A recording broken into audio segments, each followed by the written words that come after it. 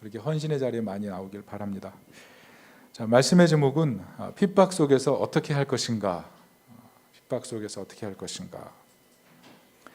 신앙 밖에 네 가지 원인이 있습니다. 종교와 종교 간의 갈등, 그리고 국가나 단체와 종교의 갈등, 그리고 반기독교적인 엘리트 집단과 종교의 갈등, 그리고 이단과 종교의 갈등, 이렇게 볼 수가 있습니다. 우리가 예수님 믿을 때 여러 방향으로 고난과 박해를 받을 수가 있습니다.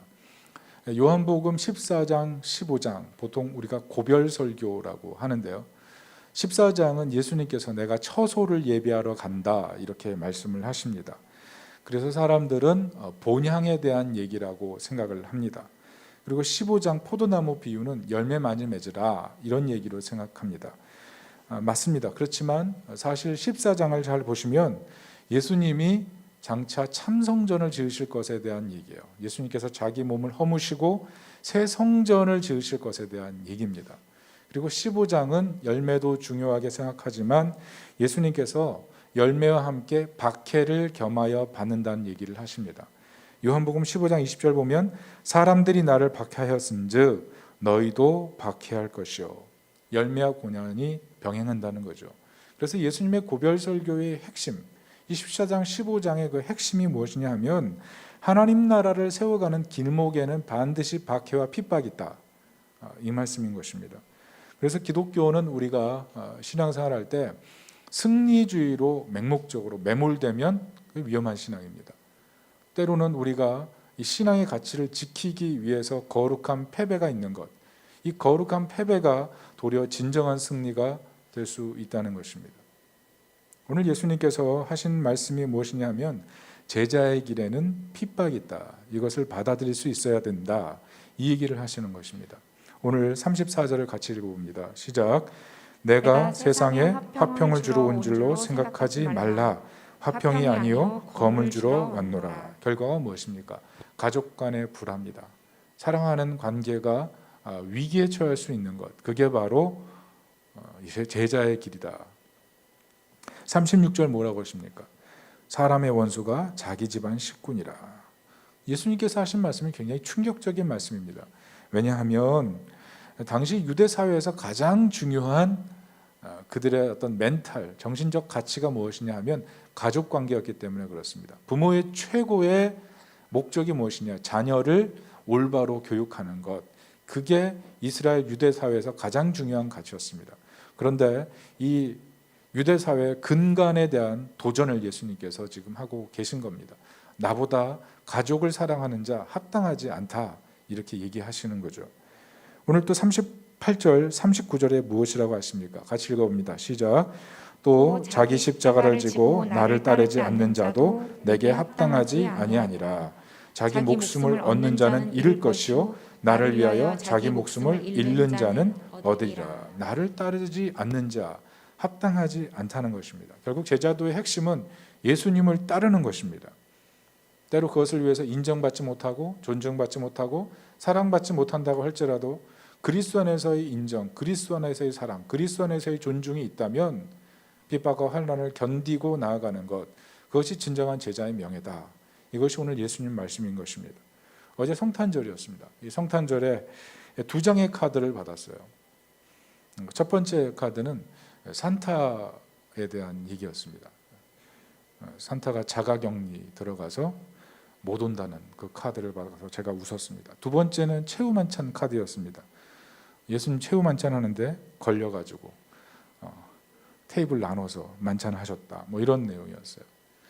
그래서 제가 이걸 보고 정말 이 코로나 상황에서 제가 이럴 수 있겠다 이런 생각을 해봤습니다. 또 하나 연락을 받은 게 있습니다. 그것이 대만 선교사로 계신 우리 정원길 선교사님. 이렇게 연락을 하셨어요. 성탄 이브라서 성탄 인사인 줄 알고 열어봤습니다. 근데 그게 아니었어요. 그게 아니고 우리는 성탄절을 기념해서 전도 행사합니다. 그러면서 교회 자리에다가 30석 의자 깔아놓고 새 가족 기다리고 있다고. 제가 그것을 보면서 성탄 참 이렇게 보내는 게 더 의미가 있겠다. 우리는 참 성탄절이라고 하면 쉬고 즐기고 가족 간의 우애를 다지고 의미가 있죠. 그렇지만 선교 현장에서 가장 의미 있는 일은 생명을 살리는 일이다. 그게 더 영광스럽지 않나, 이런 생각을 잠시 해봤습니다. 김교신 선생님이 성서조선에 크리스마스라는 글을 썼는데 이런 내용이 있습니다. 예수의 탄생은 인간이 가진 모든 가치가 뒤집어짐을 의미하는 것입니다. 인생이 갈구하던 행복의 표준이 거꾸로 뒤집어졌습니다.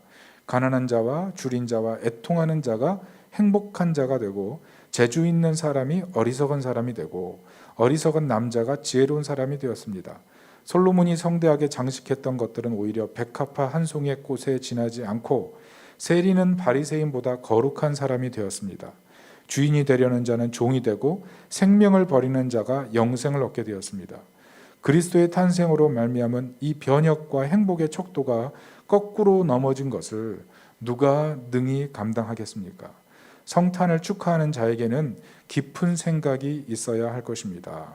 무슨 말입니까? 우리가 복음으로 살려고 할 때 바꿔야 될 것이 있다는 거죠. 세속적인 승리주의, 이것이 우리에게 승리가 중요하지만 세속적 승리주의에 매몰되면 우리가 복음을 위해, 하나님의 영광을 위해 포기할 것들을 포기하지 않게 된다는 것입니다. 우리가 걸어야 될 믿음의 길, 이것을 갈 수 없게 된다는 것입니다. 그래서 때로는 우리가 승리를 버리고 거룩한 패배를 하는 것, 이것을 진정한 승리로 받아들일 수 있어야 된다는 거죠. 복음을 위해서 희생하고, 복음을 위해서 때로는 손해를 보고, 복음을 위해서 때로는 굶주리고, 복음을 위해서 하나님의 영광을 위해서 내려놓을 수 있는 것, 그게 바로 제자의 삶이라는 것입니다.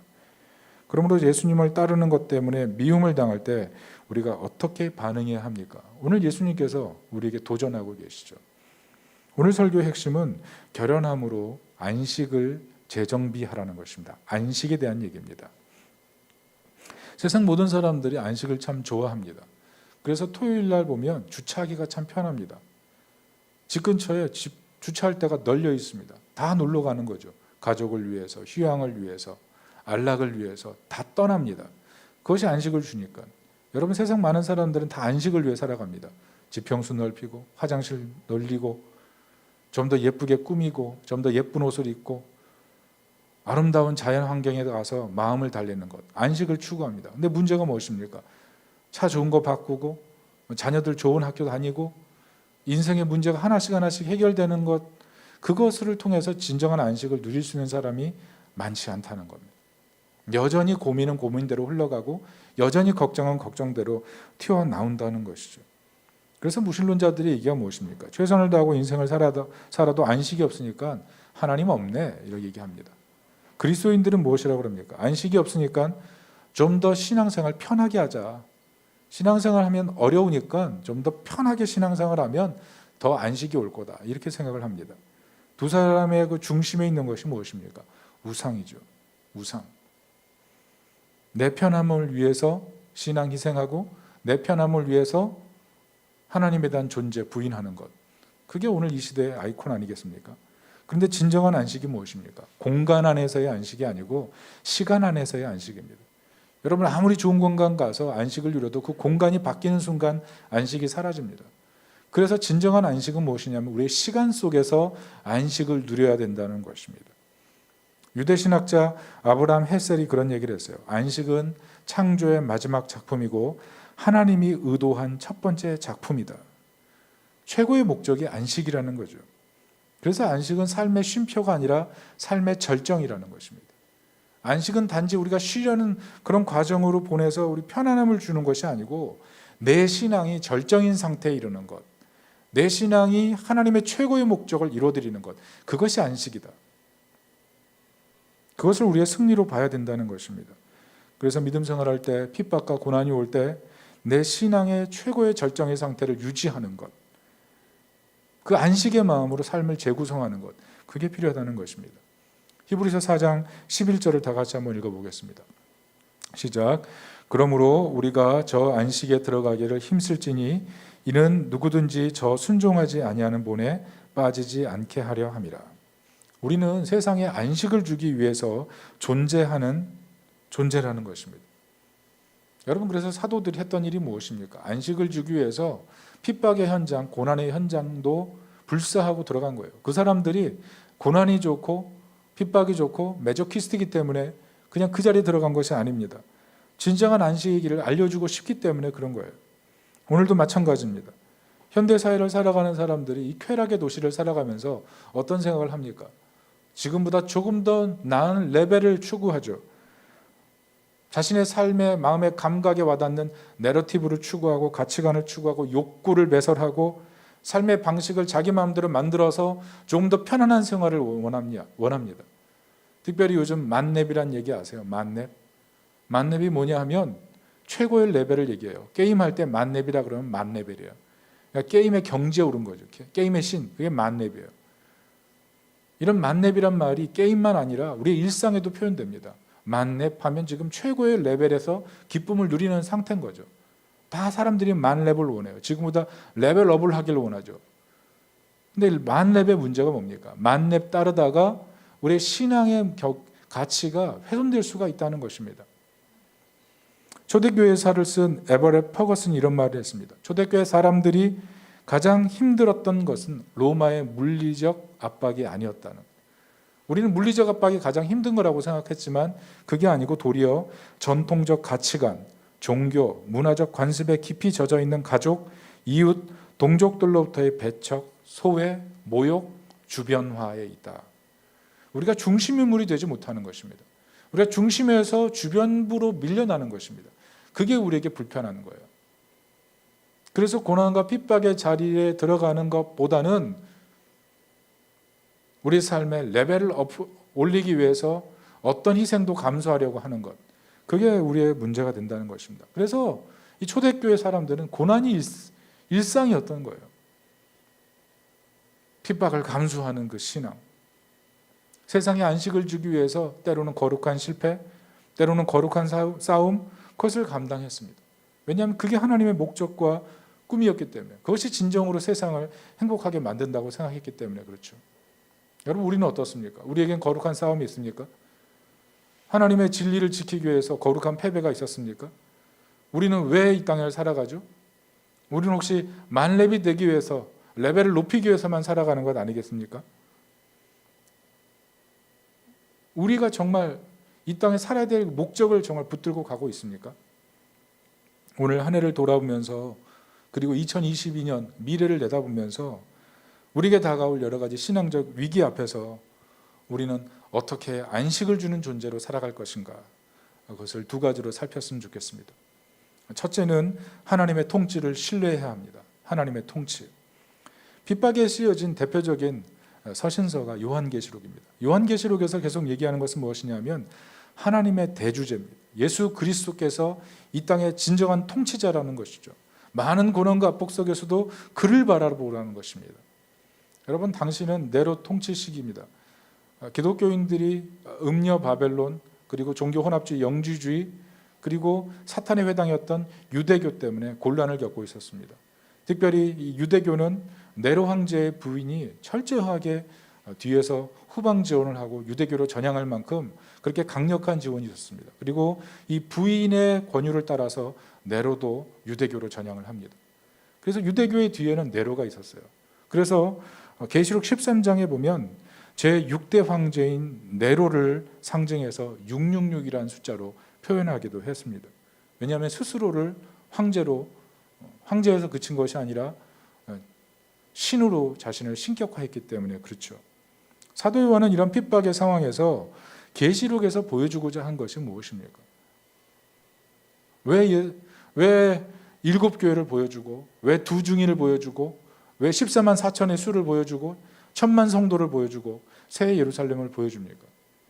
너의 통치자가 누구냐 하는 거죠. 너의 통치자, 너의 진정한 주권자, 네 인생에 정말 모든 것을 관할할 존재가 누구냐라는 것을 우리에게 깨닫게 해주는 거죠. 오늘 계시록 1장 16절부터 18절을 우리 다 같이 한번 읽어봤으면 좋겠습니다. 시작. 그의 오른손에 7별이 있고 그의 입에서 좌우에 날선검이 나오고 그 얼굴은 해가 힘있게 비치는 것 같더라.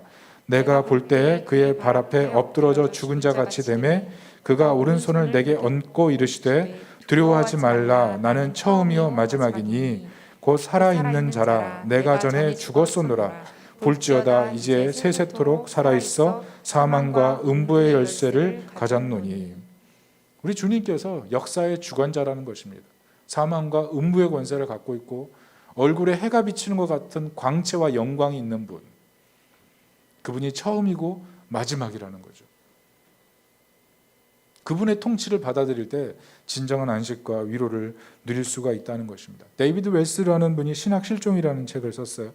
이분이 현대인의 특징에 대해서 이렇게 말합니다. 절대적인 것 대신 상대적인 것을 추구하고, 하나 대신 많은 것을 추구하고, 통일성 대신 다양성을 추구하고, 신적인 것보다 인간적인 것을 추구한다. 사람들이 자꾸 만렙이 되기 위해서, 중심인물이 되기 위해서 하나보다는 많은 것을 추구한다는 거예요. 유일하신 하나님을 섬기기보다 유일하신 하나님처럼 자신의 마음을 행복하게 해줄 수 있는 것들을 하나씩 하나씩 늘려가기 시작하다 보니까 결국 내 중심에 하나님이 있는 게 아니고 다른 것들이 들어오기 시작하는 거죠. 내 중심은 주변부로 물려나고 주변부에 있던 것들이 내 중심에 들어오는 순간 내 신앙이 파편화되고 나와 하나님과의 연결고리는 이미 끊어진 상태라는 것입니다. 그게 현대인들의 문제라는 거예요. 예전에는 믿음으로 구원받는다고 믿었습니다. 그런데 지금은 착하게 살아서 구원받자고 생각합니다. 이 정도 착하면 되지. 내 가족에게 최선을 다하면 되지. 내가 성공하면 이 정도 살면 그게 행복이지. 이렇게 생각한다는 거죠. 그것이 이 시대의 신화고 우상이라는 거예요. 주변화. 주변화되는 것을 견디지 못하는 것입니다. 누군가 뭘 하면 나도 뭔가를 하고, 누군가 어떤 것으로 즐거워하면 나도 그 속에 들어가고 싶은 것. 누가 통치하는지에 대한 개념이 점점 사라지는 거죠. 이 시대가 우리에게 그것을 너무 압박합니다. 부동산이며 자산 가치며 주식이며 학력이며 직장, 대기업 무엇이며 어떤 샐러리를 가지느냐, 사람들에게 어떤 평가를 받느냐, 만렙이 되기 위해서 우리를 계속 중심부로만, 그게 전부인 것처럼 그렇게 생각하게 만든다는 거죠. 초대교회는 어땠습니까? 교회가 어땠습니까? 중심부에 없었습니다. 황제 숭배를 거부하고 우상을 숨기는 경제상인연합에 빠져서 경제적으로 불이익 당하고 축제를 빠져서 공공의 적이 됐어요. 공공의 적. 그래서 그 이유 때문에 심판받고 재판장에 설 때 그 사람들이 억울한 희생자인 것처럼 자기를 표현하지 않았습니다. 침묵 속에서 십자가 지고 죽음에 이르러도 부활의 영광의 주를 바라보면서 믿음을 지켰다는 거죠. 여러분, 우리는 너무 이 땅을 살면서 참호 속에서만 지내려고 그래요. 참호 속에서만. 참호 속에 있을 필요가 있습니다. 그러나 참호 속에서만 있고 순교자의 정신을 가지고 때로는 거룩한 패배를 하고 그것을 진정한 승리로 여기고 내가 존재하는 목적이 세상에 안식을 주기 위함이라는 사실을 잊는 순간 우리는 진짜 주변부로 밀려나는 거죠. 그래서 우리가 세상에 진정한 안식을 주기 위해 부름받았다는 사실, 그리고 그것이 하나님의 통치라는 큰 개념 속에서 시작한다는 것을 우리가 잊지 말아야 된다는 것입니다. 영성신학자 마르바 던이라는 분이 안식의 4단계가 있는데 그 첫 번째 단계가 그치는 것, 시징이라고 해요. 시징, 그치는 것. 더 성취하려는 욕심, 근심, 염려, 하나님이 되려는 노력, 시대 문화에 순응하는 태도를 그치는 것. 멈춤. 정지 신호가 들어왔을 때 멈춤. 여러분, 정지 신호 상관없이 질주하면 어떻게 돼요? 큰 사고 나는 거예요. 안식이 무엇이냐 하면 멈춤이에요. 멈춤. 나의 잘못된 욕구, 지나치게 질주하려는 속도 멈추는 거예요. 다운시키는 거예요. 그리고 하나님의 안식, 이 세상에 하나님의 통치가 있고 우리가 하나님의 말씀 따라 살 때 가장 큰 안식이 있다는 사실, 그것을 기억하는 거죠. 마르바 던이라는 분이 올해 5월에 돌아가셨습니다. 근데 이분이 삶이 고난의 연속이었어요. 10대 시절에 홍역 바이러스를 앓으면서 췌장이 망가졌습니다. 췌장이 망가지니까 인슐린이 나오잖아요. 당뇨 환자가 됐습니다. 자그마치 45년 동안 당뇨로 고생했어요. 당뇨 때문에 시력을 잃었어요. 한쪽 눈 완전 시력 잃고 한쪽 눈도 겨우겨우 살아서 인생을 살았습니다. 당뇨 합병증 때문에 제대로 걸을 수가 없어서 누가 돕지 않으면 제대로 걸을 수 없었어요. 신장도 망가졌어요. 그래서 신장 이식을 했는데 신장 이식이 잘 된 것이 아니어서 하루에 11번씩 때에 맞춰 약을 먹어야 했습니다. 그리고 암까지 걸렸어요. 여러분, 이런 인생이 누가 되고 싶은 인생이겠습니까? 아프다는 것, 그 삶을 참 피곤하고 힘들게 만드는 거예요. 걸어다니는 종합병원 아니에요. 그런데 이분이 전 세계를 다니면서 병 중에도 건강하게 살아야 될 이유에 대해서 강연하고 저수로 활동을 했어요. 그래서 최고의 영성신학자 중에 한 명이 됐습니다. 이분이 이런 얘기를 했어요. 하나님이 주신 소명과 뜻을 받아들이는 자만이 진정한 안식을 취할 수 있다. 하나님의 통치를 믿을 때, 하나님이 우리 인생의 주관자가 되셔서 섭리적 돌보심으로 가장 선하게 이끌어 가신다는 분명한 믿음을 가지고 살 때, 그때 향연이 된다는 것입니다. 그때 축제가 된다는 것이에요. 그때 진정한 파티가 시작된다는 거죠. 그냥 우리 인생에서 주변부로 밀려나지 않기 위해서 아둥바둥 살고 레벨업, 그것만 우리 인생의 전부가 될 때는 진정한 행복과 진정한 향연을 누릴 수가 없다는 거죠. 여러분, 우리 삶을 돌아보십시오. 너무 만렙되고 싶어서 불안하지 않습니까? 주변부로 밀려날까 봐 너무 걱정하지 않습니까? 정말 지금 시대가 참 불안한 것 같아요. 제가 알고 있는 너무나 많은 사람들이 이 서울권을 벗어나서 경기도에 살고 있습니다. 경기도에 살면서 얼마나 저한테 초반에 연락을 많이 했는지 몰라요. 그런데 우리가 그런 불안함 속에서도 안정감을 유지할 수 있는 비결이 무엇입니까? 오늘 주님 말씀처럼 예수님 따르는 거예요. 예수님 따르는 게 무엇입니까? 하나님의 통치. 주님을 따르는 것이 가장 안정된 길이고, 예수님을 따르는 것, 주님의 통치를 인정하는 것, 그게 가장 큰 안식을 준다는 것입니다. 하나님의 통치, 하나님의 통치를 받아들이고 안식을 심는 삶, 이 삶이 우리 인생의 첫 번째 기초돌이 될 수 있기를 예수님의 이름으로 축원합니다. 두 번째는 이웃사랑의 통치가 있어야 된다는 것입니다. 여러분, 우리 신앙생활 결연하게 해야 됩니다. 그런데 우리 신앙생활이 개인권으로 끝나서는 안 됩니다. 왜냐하면 십자가 부활의 복음이 믿는 사람에게만 주어진 것이 아니라 사회 전체, 온 세상에 주어졌기 때문에 그렇습니다. 그래서 믿는다는 것 자체가 공공성의 영역이 있습니다. 그래서 우리는 윤리적으로 온전히 살아야 됩니다. 우리가 세상에 살 때 공공성의 영역을 깨트리고 삶의 실천적 윤리가 없다면 그 신앙에 문제가 있습니다. 근데 실천적 윤리의 핵심이 무엇이냐면 이웃사랑이에요. 이웃사랑. 초대교회의 특징이 무엇이냐면 이웃을 외롭게 두지 않았다는 것입니다. 혼자 외로워하고 혼자 슬퍼하고 혼자 고통당하는 것, 공동체 안에 들어온 이상 결코 소외되지 않게 서로 돌아보아 사랑과 선행을 격려하는 아름다운, 외로움을 달래는 그런 공동체. 그래서 핍박과 어려움이 있어도 그 공동체 안에 들어오고 싶었던 것, 그게 초대교회였어요. 사랑이 있던 곳. 그게 교회 모습이고 우리가 지향해야 될 목표입니다. 현대인들의 그런데 특징이 무엇입니까? 공동체의 따뜻함을 원하면서도 홀로 있기를 원해요. 혼자만의 시간을 원해요. 혼자만의 시간. 뭘 하는지 몰라요. 그런데 혼자 있기를 원하죠. 가정을 사는 사람도 혼자 있기를 원해요. 직장에 다니는 많은 동료가 있으면서도 혼자 있기를 원해죠. 세상을 살면서 많은 친구들을 사귀지만 혼자 있기를 원해요. 근데 과연 혼자가 행복인가요? 제가 최근에 알게 된 사실인데, 아픈 사람이 가장 두려워하는 것이 무엇이냐면 홀로 죽는 거라는 겁니다. 홀로 죽는 것. 적어도 인생을 살면서 홀로 있어도 괜찮다고 많은 사람들이 외치고 홀로를 주장하고 일부러 의도적 고독 속에 들어가기도 하지만, 아플 때는 누군가가 적어도 나를 위해 기도해주고 누군가가 옆에서 자신을 사랑해준다는 느낌을 받고 사람들은 죽기를 원한다는 거죠. 공동체가 필요한 겁니다. 따뜻한 사랑이 필요한 거예요. 예수님께서 그런 말씀하셨어요. 지극히 작은 자에게 한 것이 나에게 한 것이라. 왜냐하면 예수님께서 직접 핍박과 고난을 겪으셨기 때문에 아픔이 뭔지, 외로움이 뭔지, 버림받음이 뭔지 아는 거죠. 가장 약한 자, 그 사람에게 하는 것, 그 사람에게 돌보는 것이 바로 나에게 한 것이다. 예수님 얘기하지 않습니까? 우리 안에 홀로 있고 홀로 고독하고 그런 사람들을 돌보는 것, 그게 바로 이웃사랑이라는 거죠. 마르바더니 안식은 기뻐하는 것이라 그랬어요.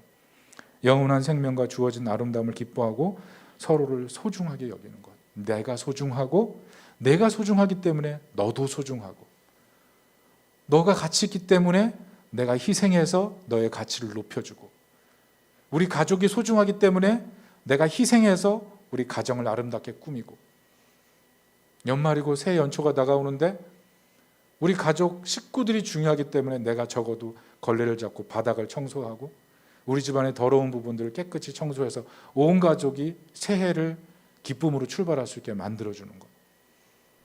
그게 사실 안식이죠. 내가 그냥 방바닥에 드러누워가지고 이불 덮고 편안히 누워있는 것, 그게 안식이 아니고, 내가 그냥 게임 스토리 하나를 정복하기 위해서 열심히 다해서 레벨을 올리는 것이 진정한 안식이 아니고, 이웃 사랑을 위해서, 너의 행복을 위해서 내가 존재하길 원하는 것, 그게 바로 안식이라는 것입니다. 핍박과 고난 속에서 우리가 추구해야 될 태도가 바로 이것인 거예요. 이게 합당한 삶입니다. 문제는 진정한 사랑은 예수님의 사랑 없이는 성공할 수 없다는 거예요. 알랭드 보통 영국의 이 철학자가 이런 얘기를 했어요. 3%의 사람만이 사랑하기 때문에 행복하다. 이분이 계속 하는 말이 뭐냐면 사랑을 가르쳐야 된다. 사람들이 사랑한다고 하지만 실제 사랑이 뭔지 모르기 때문에 사랑하지 못한다는 거죠. 사랑하지 못한다. 3%의 사람만 사랑한다. 그것으로 행복하다. 여기 계신 분들 중에 1명, 2명 정도만 사랑하기 때문에 행복하다. 그래서 우리는 늘 경계선에 서 있는 거예요. 사랑할까 말까, 더 희생할까 말까, 나부터 시작할까 말까, 교회 안에서, 직장생활 안에서 사랑을 더 보여줄까 말까. 항상 경계선에 서 있어요. 경계선을 벗어날까 말까, 항상 우리는 고민한다는 거죠. 우리 안에 진정한 사랑이 없기 때문에 그래요. 그런데 그 사랑이 예수 그리스도부터로만 시작될 수 있다는 것입니다. 왜냐하면 예수님의 그 절대적인 사랑을 붙들 때 우리는 끊임없이 사랑을 공급받을 수 있기 때문에 그래요. 마르바돈이 안식이라는 것은 받아들이는 것이라고 그랬습니다. 받아들이는 것. 하나님 나라 가치를 요구하기보다 주는 삶. 여러분, 우리는 늘 요구하잖아요. 왜 이걸 안 해? 이거 해줘. 말은 차마 못해도 요구를 하는데 상대방이 말이 안 통하니까 요구를 해도 소용없어서 지쳐버린 거죠. 마음속에는 계속 요구하죠. 손이 막 100개씩 나와 있어요. 그런데 그 사람은 모르죠. 요구하고 있는 걸. 정말 행복은 주는 거예요. 주는 삶. 사랑으로 부르심 받았기 때문에 사랑을 주는 것. 요한복음 20장 21절에 이렇게 써 있습니다. 우리 같이 한번 읽어보겠습니다. 시작. 예수께서 또 이르시되 너에게 평강이 있을지어다. 아버지께서 나를 보내신 것 같이 나도 너희를 보내노라. 우리가 사랑을 주어야 될 이유는 내가 먼저 사랑받았기 때문에 그 사랑을 가지고 세상에 들어가야 된다는 것입니다. 그게 주님의 파송이에요. 파송. 문제는 우리는 잘 받아들이지 못해요. 요구하고 싶어요. 이런 조건이 충족되지 못하기 때문에 사랑을 줄 이유가 없는 거죠. 우리는 항상 그렇게 생각해요. 그래서 항상 마음이 아파요. 항상 마음이 불안해요. 항상 마음에 짜증이 고여 있어요. 항상 거절감에 시달리고 있죠. 사실은 주지 않으면서 미움에 지배당하고 있어요. 그러면서 왜 사랑을 하지 않을까라고 생각하죠. 아시는 목사님이 개척하고 나서 교회 앞에다가 공유 냉장고를 놨습니다. 구청과 연결해서 교회에서도 채우고 구청에서도 채워서 음식을 놔두는 거예요. 그러면 배고픈 분들, 또 가정생활이 힘든 분들이 그 음식을 꺼내가서 집에서 해먹으라고. 근데 이 목사님이 저에게 토를 하더라고요. 같이 이제 개척하는 목사님들끼리 모여서 같이 교제를 나누는데 그분 하시는 말씀이 싹 쓸어가는 사람이 있다. 그분이 지나가면 냉장고에 남아나는 게 없다. 그래서 CCTV를 설치하시죠? 그랬더니 모르겠다고. 그 교회에 공유 냉장고만 있는 게 아니라 공유 카페도 있습니다. 티백을 다 올려놓으면 들어와서 누구나 그 공간에 와서 차를 마실 수 있는 거예요. 뭐 쌍화차도 있고 둥글레차도 있고 녹차도 있고. 근데 어떤 분은 들어와서 그걸 싹쓸이 간다는 거예요. 심지어 어떤 분은 한 컵에다가 녹차 넣고 마시고 쌍화차 넣고 마시는 것이 아니라 한 컵에다가 녹차, 쌍화차, 둥글레차 다 집어넣고 한꺼번에 마신다는 거예요. 그것을 보면서 씁쓸한 거예요. 씁쓸한 거예요. 이게 뭘까? 마음이 막 서운해지는 거죠. 난 이렇게 섬기려고 하는데 이렇게 해버리면 그 다음에 섬길 받을 사람이 없어지는데 이게 무슨 행동인가 이런 생각이 드는 거죠. 그래서 저희가 그랬어요. 목사님 너무 한꺼번에 많이 넣어서 그래요. 너무 한꺼번에 많이 넣어서 그래요. 조금씩 드세요. 조금씩. 그래서 목사님이 제가 좀 더 부지런해져야 되겠군요. 이런 고백을 했습니다. 여러분, 우리가 선한 일을 할 때, 사랑을 주려고 할 때 인내가 필요해요. 인내하지 않고 포기해버리면 아무것도 못합니다. 여러분, 포기한 거 있죠. 여러분, 사랑은 포기하지 않는 거래잖아요. 여러분, 비판하지 말아야 되는데 계속 비판만 하니까 어떻게 우리가 베풀고 나눌 수가 있겠습니까? 여러분, 얼마나 영혼이 아프세요? 마음속에 미움이 있으니까 그냥 영혼이 괴롭지 않으세요? 오늘 이 2021년 오늘 이 주일 마지막 설교인데 여러분의 마음 가운데 있는 미움들을 털어내고 예수 그리스도의 사랑으로 채워서 그 사랑으로 돌려줄 수 있는 그런 사람이 되어야 될 줄로 믿습니다. 문제는 우리가 똑같아요. 우리가 어떤 사람을 생각할 때 상식도 없고 염치도 없고 정말 우리 마음을 상하게 하는 그런 사람들이 있습니다. 근데 문제는 나도 똑같은 거예요. 그 사람들이 볼 때는. 내가 힘든 사람이 나를 볼 때는 나도 상식도 없고 나도 염치도 없는 거예요. 우리가 그런 거 아니에요? 매일 서운해도 상대방도 서운한 거예요. 아픔만 가지고 항상 사는 거죠. 이게 정말 예수님 믿는 걸까요? 그 이유가 뭐냐면 결국 죄인이 죄인을 사랑해서 그렇습니다. 사랑할 줄 모르는 사람이 사랑할 줄 모르는 사람을 사랑하는 거니까. 사랑이 내가 더 많아요. 결국 이렇게 얘기하지 마십시오. 다 똑같은 거예요.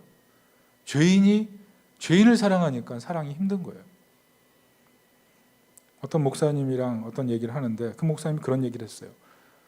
그 교회 교우들을 상담을 하는데 깜짝 놀랐다는 거예요. 어떤 여집사님이랑 상담하는데 그러더래요. 자기 남편이 죽었으면 좋겠다고. 너무 미워서 죽었으면 좋겠다고. 어떤 집사님 상담하니까 그분이 그러더래요. 내 남편 죽었으면 좋겠다고. 자기 와이프 죽었으면 좋겠다고. 그렇게 밉대요. 이 가족 간의 미움이라는 게 얼마나 위험한 건지를 그분이 상담하면서 깨달았다는 것입니다. 아버지가 자녀를, 자녀가 아버지를, 딸이 엄마를, 엄마가 딸을 그렇게 미워하는 거죠. 예수님 말씀처럼 딸이 어머니를, 시어머니가 며느리를, 며느리가 시어머니를 미워하고 원수가 되는 것. 그게 우리의 삶의 모습들인 거죠.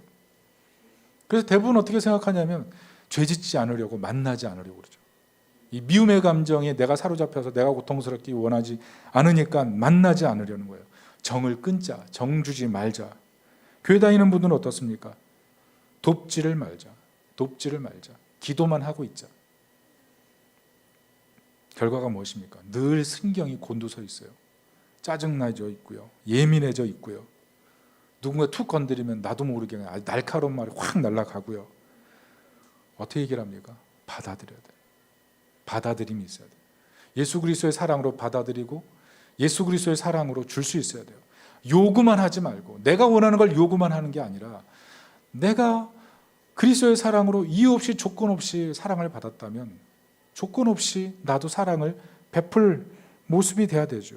사랑을 요구하기보다 줘야 된다는 것입니다. 예수님의 제자들이 얼마나 치열했어요. 서로 우월의식 가지고 맨날 싸우지 않았습니까? 그런데 복음은 사랑을 요구하지 않고 주는 거예요. 우리 다 같이 누가복음 6장 38절 한번 읽어보겠습니다. 시작. 주라 그리하면 너에게 줄 것이니 곧 후이되어 누르고 흔들어 넘치도록 하여 너에게 안겨주리라. 너희가 헤아리는 그 헤아림으로 너희도 헤아림을 도로 받을 것이니라. 예수님 하신 일이 무엇이냐면 헤아림을 깨트린 것입니다. 우리의 헤아림, 우리의 요구, 그것을 내려놓게 하신 거예요. 예수님께서 십자가에서 뭐 어떻게 하십니까? 자기를 십자가에 못 박은 이들을 용서하시고 우평 강도 살인하고 십자가에 못 박힌다면 끔찍한 일들 저지른 사람이잖아요. 용서하시고 자기를 버린 제자들 찾아가서 그들에게 성령을 주시고. 여러분, 우리가 죄인이에요. 죄인이 죄인을 사랑하는 건 어려운 일이에요. 그러나 예수 그리스도의 그 사랑에 기대면 우리는 사랑하고 줄 수 있는 것입니다. 여러분 어떻게 가능합니까? 결국 우리가 예수 그리스도의 사랑에 붙어 있어야 돼요. 예수님 친히 수고하고 무거운 짐진 자들아 다 내게로 오라. 내가 너희를 쉬게 하리라. 나는 마음이 온유하고 겸손하니 나의 멍에를 메고 내게 배우라. 여러분 나의 멍에가 무엇입니까? 바로 예수님의 죽음의 멍에입니다. 십자가의 멍에예요. 십자가에서 죽으실 수밖에 없을 만큼 우리를 사랑하신 그 사랑의 은혜, 그 죽으심의 은혜를 붙들 때야 우리는 사랑할 수가 있어요. 고린도후서 4장 7절부터 10절을 우리 다 같이 한번 읽어보도록 하겠습니다. 시작. 우리가 이 보배를 질그릇에 가졌으니 이는 심히 큰 능력은 하나님께 있고 우리에게 있지 아니함을 알게 하려 함이라. 우리가 사방으로 우겨쌈을 당하여도 쌓이지 아니하며 답답한 일을 당하여도 낙심하지 아니하며 박해를 받아도 버림받지 아니하며 거꾸로 튀김을 당하여도 망하지 아니하고 우리가 항상 예수의 죽음을 몸에 짊어짐은 예수의 생명이 또한 우리 몸에 나타나게 하려 함이라. 여러분 이 바울의 말한 게 너무 정확하지 않습니까? 우리 질그릇이에요. 여기 있는 분들 아마 다 깨졌을 거예요. 남편이 죽기를 원하고 아내가 죽기를 원하고 그런 마음을 한 번씩 다 품어봤을지도 몰라요. 그 마음에 미움이 가득한 그 상태로 오늘 예배드리고 있을지도 모르겠습니다. 그런데 복음이 무엇입니까? 우리가 예수 그리스도의 죽으심의 은혜를 붙드는 거예요. 예수님께서 친히 인간의 모든 짐을 지시고 자신을 깨트리시고 죽으셨을 때 하나님께서 일으키신 것처럼 우리가 예수님의 그 죽으심의 은혜를 붙들고 하나님 앞에 나아가면 하나님께서 우리를 긍휼히 여기셔서 그 능력으로 다시 우리를 살아나게 하시는 것입니다. 사랑이 살아나게 하시고 주게 하시고 요구하지 않게 하시고 값없이 베풀게 하시고 외롭게 하지 않는 것이죠. 이것을 우리가 사모해야 돼요. 마음에 미움이 들면 들수록 하루에 10번이고 100번이고 하나님 나는 사랑할 수 없는 죄인입니다. 나는 용서할 수 없는 죄인입니다. 하나님 오늘도 내 마음에 미움이 있습니다. 불쌍히 여겨주시고 예수 그리스도의 그 죽으심의 은혜, 예수 그리스도의 그 죽음이심의 은혜의 멍에를 내가 지고 예수님의 사랑으로 용서하고 사랑할 수 있게 도와주세요. 고린도후서 13장 4절 이렇게 써 있습니다. 같이 한번 읽어봅니다. 시작.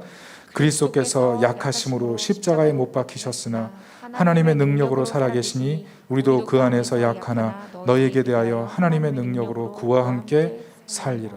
예수님도 약하셨지만 이기셨어요. 하나님의 능력으로.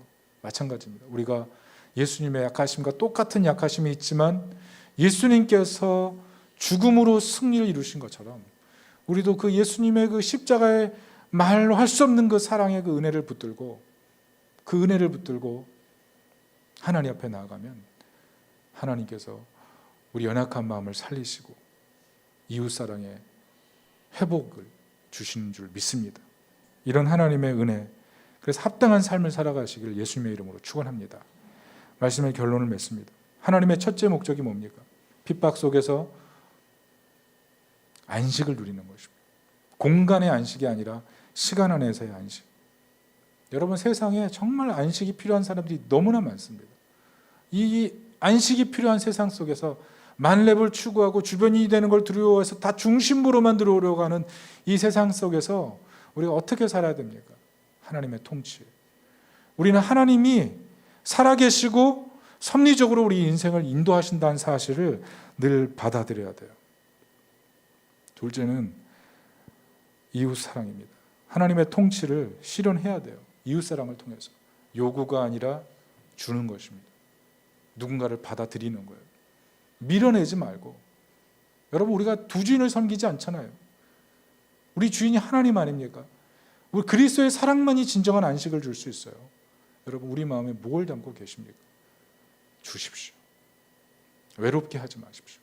서로에게 가장 큰 예수 그리스도의 사랑으로 상대방을 품어줄 때 우리는 진정한 승리를 누릴 수 있을 것입니다.